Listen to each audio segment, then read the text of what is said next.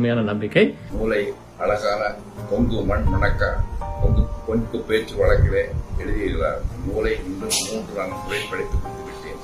இந்த நூல் என்னை மிகவும் ஈர்த்தது.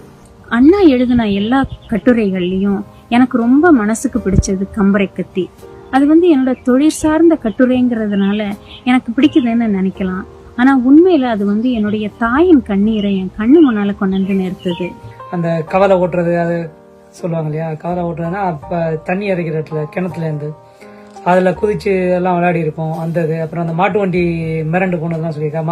நானும் மாட்டு வண்டி ஓட்ட ஆசைப்பட்டு அதை கண்ட்ரோல் பண்ண தெரியாம ரோட்ல விழுந்து அதெல்லாம் அந்த கூத்துலாம் நடந்தது.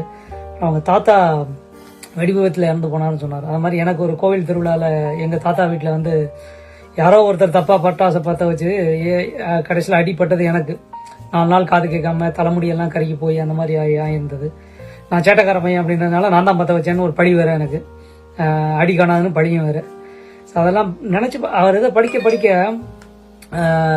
நம்ம வாழ்க்கையில் நடந்த சம்பவங்கள்லாம் நிறைய ஞாபகத்துக்கு வந்தது. அது கொஞ்சம் ரொம்ப சுவையா இருந்தது படிக்கிறது. சிவகுமார் அவர்கள் கூறியுள்ள கம்பர் கத்தி, அம்பாரம், திருத்திப்பெட்டி, சாற்று கவலை, ஓசானம், ஓரம்பைக்காரன், கத்தாழை முட்டி போன்ற பொங்கு மண்ணுக்குரிய வார்த்தைகளை இப்போது அந்த மண்ணில் பிறந்த இளைய தலைமுறைக்கே கூட தெரியாது. ஒவ்வொரு ஊரின் ஜீவனும் வட்டார சொல் வழக்கில் தான் அடங்கியிருக்கிறது. மண்ணின் மாண்பையும் பண்பையும் பண்பாட்டையும் கட்டி காப்பது இவைதான்.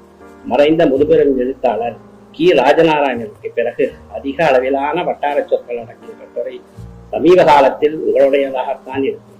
சாட்டுக்கவலை, கம்பரக்கத்தி, கோசானம், வில்லுவண்டி, துருத்திப்பட்டி, சால்பதி, காலரிங்கு மீன், அம்பார் ஆகிய வட்டார சொற்களும் இடையிடையே அவற்றுக்கான விளக்கங்களும் விளக்கங்கள் மட்டும் இல்லை என்றால் என்னை போன்ற சென்னை வாசிகளுக்கு அர்த்தமே புரியாது, முழிக்க வேண்டியதுதான். வரிக்கு வரி